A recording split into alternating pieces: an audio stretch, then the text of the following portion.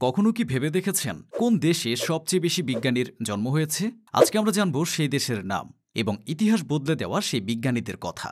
বর্তমানে আমরা যেসব প্রযুক্তি, আবিষ্কার, চিকিৎসা কিংবা মহাকাশ যাত্রা দেখি তার পেছনে মূল ভূমিকা রেখেছেন বিজ্ঞানীরা। আজকের এই ভিডিওতে আমরা জানব কোন কোন দেশের বিজ্ঞানীরা বিশ্বকে বদলে দিয়েছেন এবং কোন দেশ বৈজ্ঞানিক আবিষ্কারের শীর্ষে রয়েছে বা কোন দেশকে বলা হয় বিজ্ঞানীদের খনি।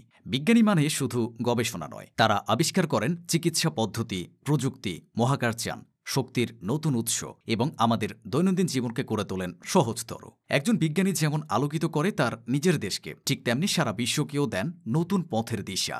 বিশ্বব্যাপী সবচেয়ে বেশি নোবেল পুরস্কার প্রাপ্ত এবং ইতিহাসের বিখ্যাত বিজ্ঞানীদের জন্ম হয়েছে যুক্তরাষ্ট্র, যুক্তরাজ্য, জার্মানি, রাশিয়া ও ফ্রান্সে। যুক্তরাষ্ট্র হল বর্তমান বৈজ্ঞানিক গবেষণা ও প্রযুক্তির সবচেয়ে বড় কেন্দ্র। এখানে সবচেয়ে বেশি নোবেল বিজয়ী বিজ্ঞানী জন্ম নিয়েছেন। যুক্তরাজ্য হল আইজ্যাক নিউটনের দেশ। বিজ্ঞানের ভিত্তিপ্রস্তর গড়া অনেক কাজ এই দেশ থেকে শুরু হয়েছে, যার মানে অনেক বিখ্যাত পদার্থবিজ্ঞানী ও রসায়নবিদের জন্মস্থান, যেমন আলবার্ট আইনস্টাইন। রাশিয়ায় রয়েছে মহাকাশ বিজ্ঞানে অনেক অবদান। পৃথিবীর প্রথম কৃত্রিম উপগ্রহ স্পুটনিক পাঠানো হয়েছিল এখান থেকে। ফ্রান্সে হয়েছিল রেডিয়েশন আবিষ্কার এবং রসায়নে অনেক বড় ভূমিকা রেখেছেন ফরাসি বিজ্ঞানীরা। বিশ্বকে বদলে দেওয়ার অবদানে উল্লেখযোগ্য কয়েকজন বিজ্ঞানী হলেন Isaac Newton, Albert Einstein, Marie Curie, Nikola Tesla, Stephen Hawking, Richard Feynman. Isaac Newton জন্ম ইংল্যান্ডে ১৬৪৩ সালে। তার অবদান ছিল মাধ্যাকর্ষণ সূত্র, ক্যালকুলাস, নিউটনের গতিসূত্র, তাই তাকে বলা হয় মডার্ন সায়েন্সের জনক।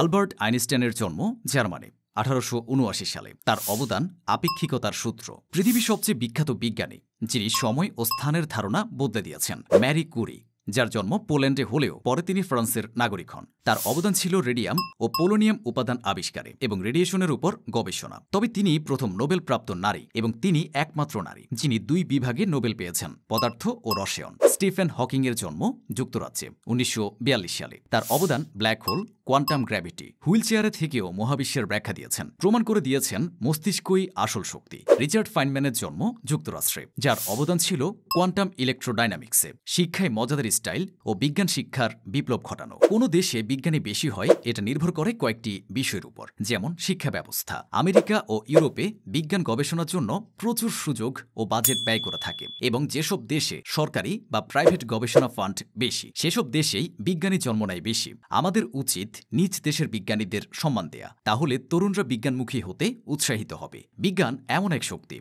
যা জাতির উন্নয়নের মূল চাবিকাঠি, যেখানে গবেষণাকে মূল্য দেয়া হয়, যেখানে জন্ম নেয় আইনস্টাইন, নিউটন বা ম্যারি কুরির মতো জ্ঞানী বিজ্ঞানী। তাই আমাদের উচিত বিজ্ঞান মনস্ক সমাজ গঠন করা, যেখানে শিক্ষার্থীরা উৎসাহিত হবে প্রশ্ন করতে, গবেষণা করতে এবং নতুন আবিষ্কার করতে।